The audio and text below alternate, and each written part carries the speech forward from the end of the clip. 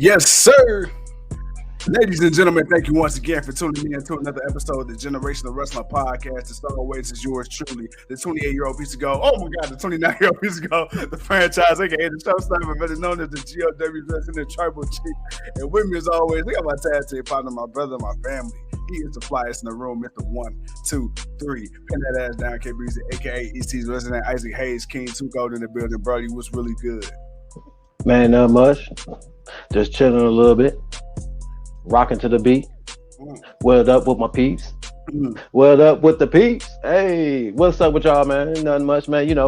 Hey, man, had a few days off, on this little vacation. Had to take care of a few things, but we back with the people to talk that good old thing that we talk, that wrestling, as we shoot from the hip and let the beat ride. Well, with that being said, so today on the agenda, we're going to talk about a few things.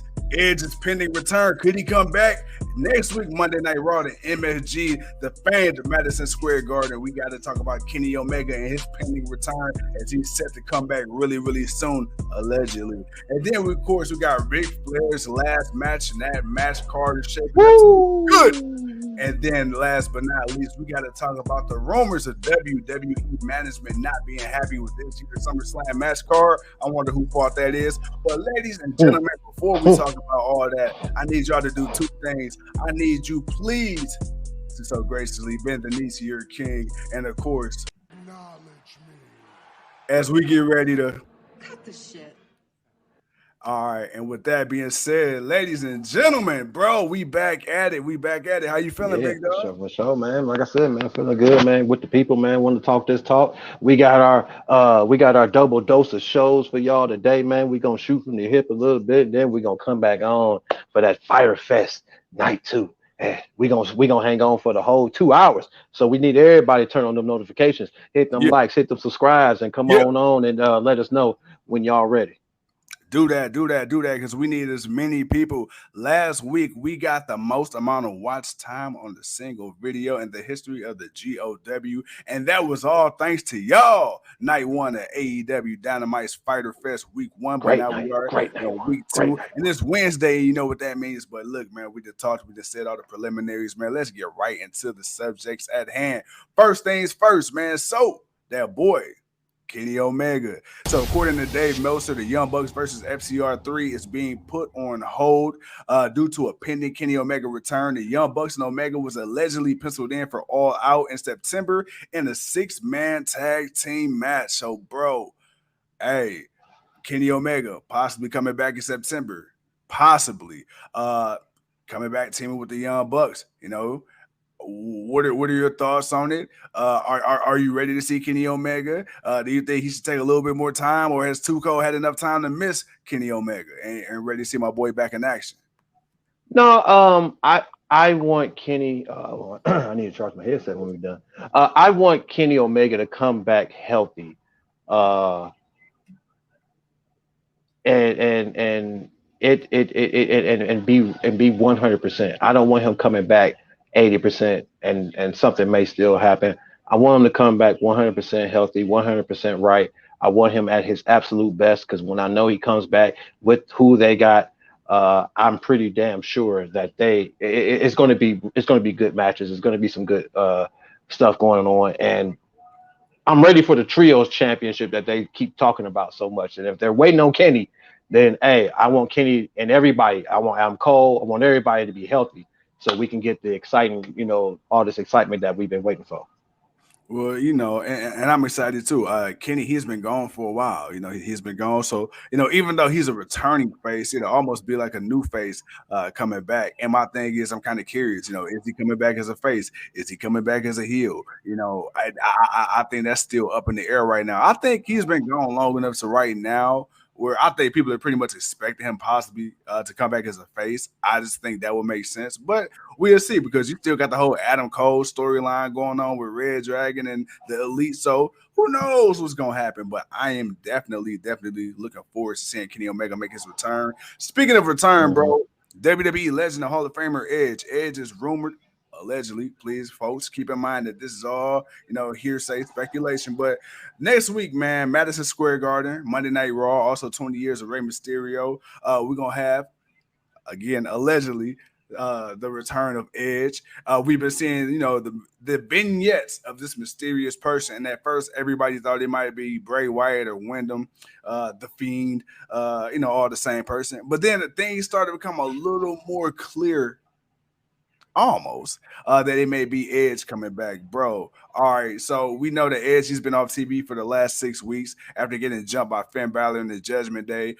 Behind the scenes, it was said that Edge wasn't on board with the whole direction of the Judgment Day. We see where they're going since he's been gone. Mm-hmm. Cole, man, where do you see this thing going with Edge? I mean, Edge was already, solo thing. Then they threw him in the group, and then just as quick as it began, it ended.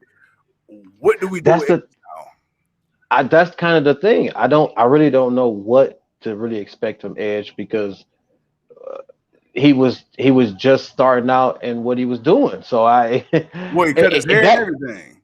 Right, like so that didn't even really get to flourish to anything. Like Judgment Day didn't even really accomplish. It was one thing if they weren't winning or doing anything at all, and it was just Edge, and then they decided to turn on him because he ain't really leading them to nothing. They just being his minions. Right. Okay, cool, but yeah, I think they pushed the panic button on it. So now we just got used to Edge being this character. So now he's about to be a whole totally new guy, and it's like, dude, you honestly, you probably should have had Edge just. Instead of Edge beating these guys, you could have just had him feuding with them and just putting on really good matches and putting them over. It's not like Edge needed to really win all the matches he won against AJ Styles. It's not like he needed to win all those matches. Like it's like he could have lost a match here and there, but it's like he won or found some way to win every time. And I don't know, man. I mean, what is this Edge? What is this new Edge? What he's going to be more rated R? He's going to be rated R. I don't know. I don't know what to expect from it. We'll see what it becomes. Speaking of hitting the panic button, so there's been rumors online that the WWE, man, some of the higher ups are not happy with this year's match card. Bro, all right, let's kind of go over this year's match card. Yeah, as of right now, let's talk about it and let's see if they got a case. So right now, we got a last man standing match for the undisputed WWE Universal Championship between current champion Roman Reigns versus ex-champion Brock Lesnar. We got the Raw Women's Championship. We got big-time Becky Lynch going up against the EST, Bianca Belair. We got Seth Rollins versus Matt Riddle. On the SmackDown side, we got the newly crowned Liv Morgan versus Ronda Rousey. Then, of course, we got the Unified Tag Team Championships. We got the Usos and the Street Profits. Then we got Theory versus... Oh, no, excuse me. Yeah, we got Lashley versus Theory for the U.S. Championship. And then we got Pat McAfee versus Happy Corbin. Now, if this was a regular TV show, pretty solid lineup. For a pay-per-view, not impressed. You hear that the WWE higher-ups are not impressed. My thing is, you guys are the one that made the damn card, so I don't understand how you're not happy. But then again, like Eric Bischoff said, you never know what happened behind the scenes that could have led to the reason this card is the way it is. Tuco, what are your thoughts, man? When you look at this card, are you impressed, not impressed? For me, for this being one of the big four, quote-unquote, which I think a lot of people kind of think SummerSlam is being replaced almost with Money in the Bank. Or is there, we can say SummerSlam and or Survivor Series, but what are your thoughts on this card, man? Let me make sure I got this right, because I think you forgot one, but I want to make sure I got it all down. Roman and Brock, Becky and Belair, Riddle and Seth, Liv versus Ronda, Usos versus Street Profits, Corbin versus Pat McAfee, and then of course they got the Logan Paul versus Miz. Okay, so I did miss one. Yep. 1, 2, 3, 4, 7 matches. Okay. Looking at this, just on general, just looking at it, just writing it down, this does not look like a bad card. This looks like what it should look like, actually, for SummerSlam. The problem is the star power. We know how good this card and some of these people are, but none of these people pop off the page. Oh, I know what I forgot to write down. Bobby Lashley versus so it's 8 matches. Bobby Lashley versus Theory. Okay. So because the U.S. title's on the line, both the Raw and Women's SmackDown, Raw Women's Championships on the line, the Universal and the tag teams. So yeah, that's 5. Yeah. 1, 2, three, four, five matches. We got five title matches.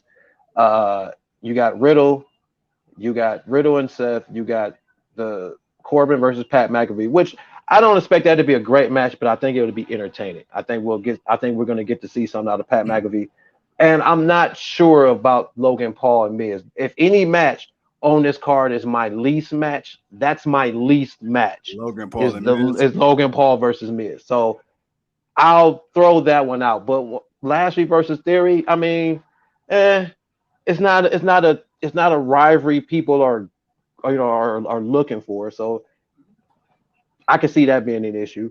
Like I said, McAfee and Corbin is going to be what it is. The Street Profits and Usos hopefully will steal the show. Liv versus Ronda, not really sure. It sounds good, but really, when you think about it, how good is it going to really be? So you could put that on the other side. So right now, I got the Usos, I got Riddle and Seth, I got Belair and Lynch, and I got Roman. So to be honest, when I look at this, I'm going to say the show is 4 for 4. You got 4 matches that people are investing in and 4 matches that people are going to care about. And then you got the other 4 matches that 2 of them are obviously just time fillers because you're not pushing other people and you need the entertainment star power. You want more eyes. You want the more casual eyes watching the product. So the Pat McAfee and the Logan Paul match, that's that. Lashley in Theory, and then Liv and Ronda. Lashley in Theory is a wild card match. I'll put it in the middle because I'm not sure. Because I think it could really be a good match if they actually let it be a good match, or they let them have a good match. I think it could be a good match. But them other 3, I'm not looking at those matches as they're nothing more than time fillers. Go to the bathroom breaks and stuff like that. Right.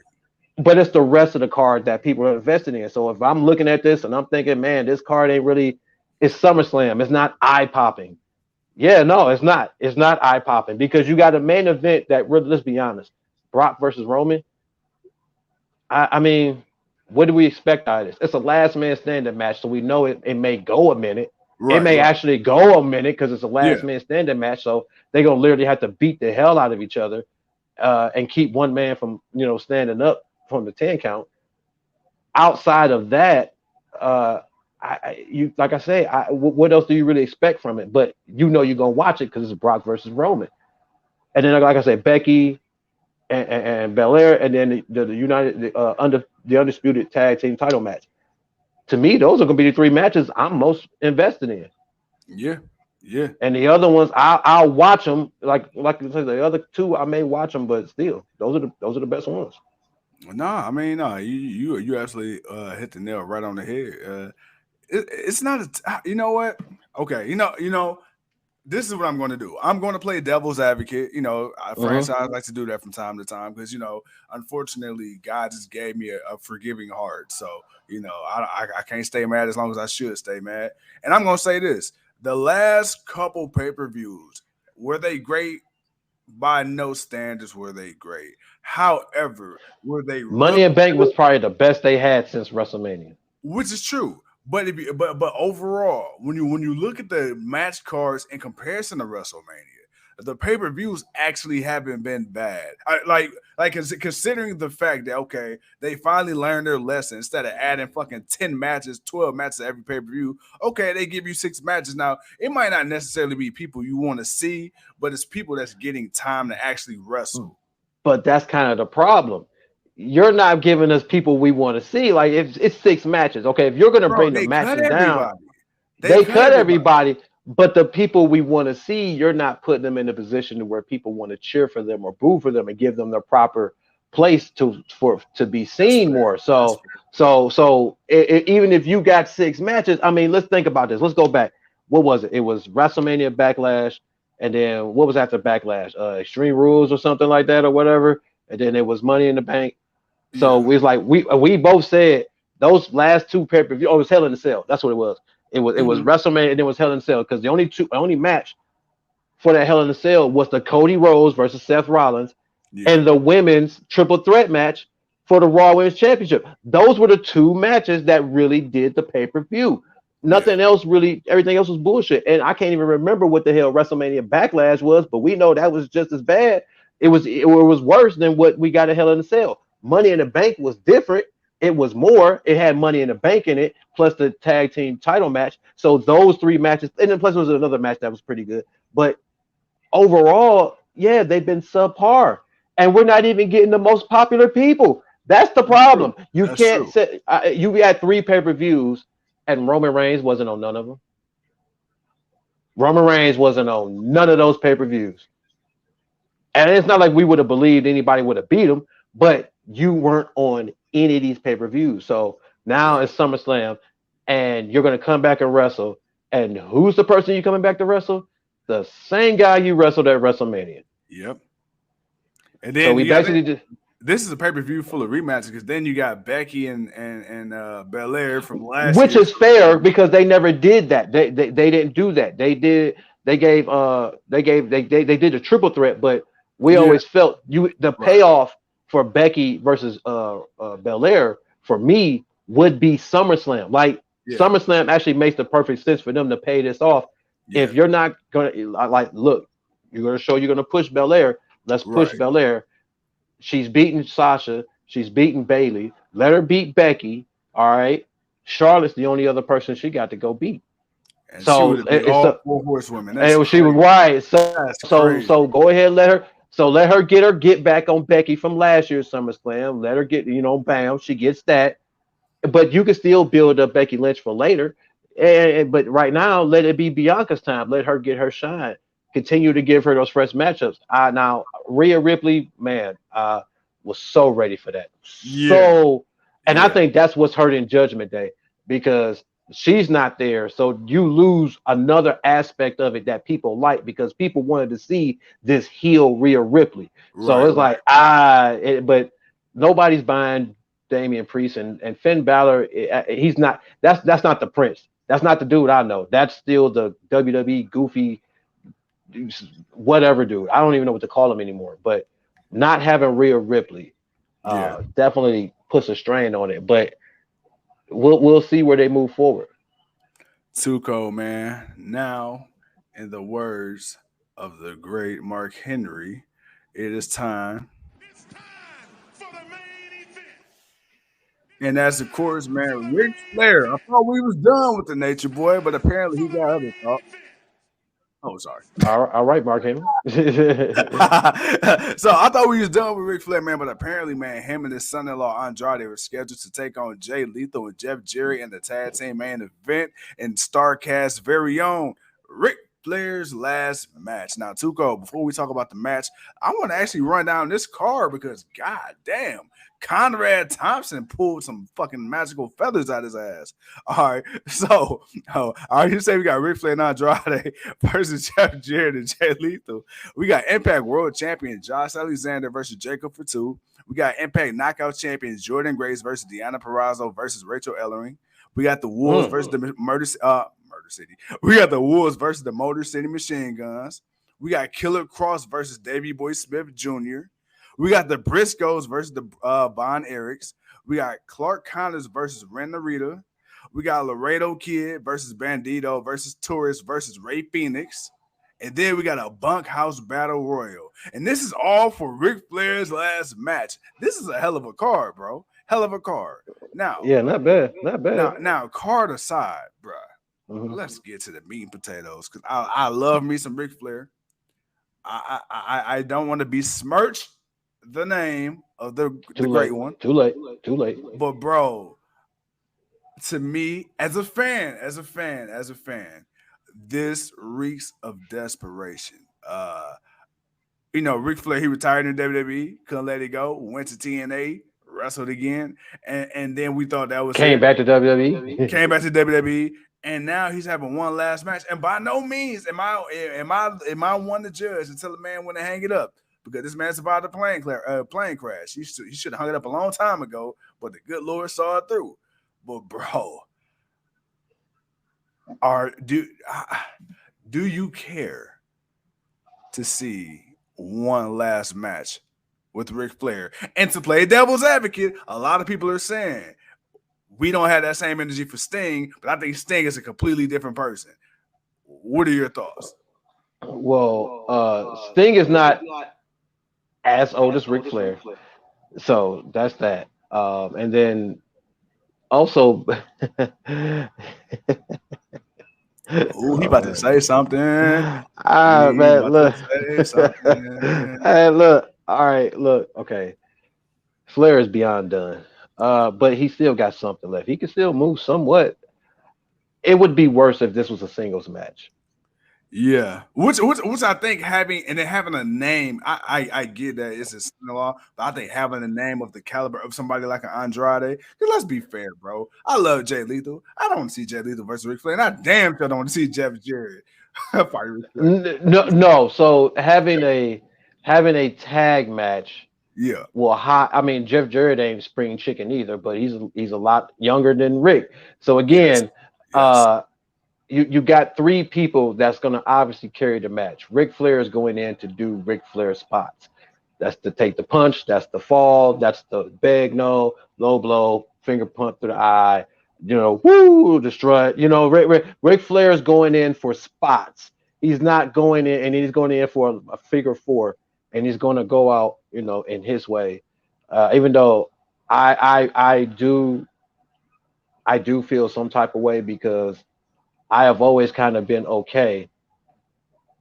Oh snap! I'm sorry. I just seen something happen. I ain't never seen happen before. I got my 2K playing in the background. But Rick, I guess. I mean, he can still slap on the figure four and call it a day, and go out with one last victory. And if that's what it is if it's one last victory, then okay, cool. But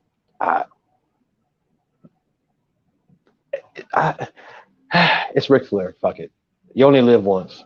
YOLO. All right, man. Well, with that being said, man, bro, look, we done talked Kenny Omega. We done talked Edge. We done talked the SummerSlam card. You know what I'm saying? We done talked Ric Flair. Right. I think about time, we get ready for the night, man. Oh, tonight, man. Yeah. We got that AEW Dynamite Fighter Fest Night 2 card tonight. Too cold. I don't know if you got the card on hand. Do you got the card? Do you know who's fighting tonight? Nah. No, I don't. But I don't care. It's AEW. I know Jericho's fighting and Eddie Kingston in a last blood something standing match. I know we got all around the bar room. wire. Yeah. Falls count anywhere. Do why Diddy. I don't know. It's whatever the hell they calling it. But it's gonna be it's gonna be what it's gonna be. And then somebody else was fighting. It's quite a few matches, man. But when we get to showtime, just tune in. Just tune in. 8:00. Tune in. Turn us on. We'll be on. We'll be live. Hang out with us. We'll watch it when it comes on. When you watch it and come on. So that's what we'll do. I'll leave it at that. Well, and with that being said, ladies and gentlemen, thank you once again for tuning in to another episode of Generational Wrestling Podcast. It's yours truly, the 29-year-old piece of gold. He is too cold, and we'll see y'all in a minute. Peace.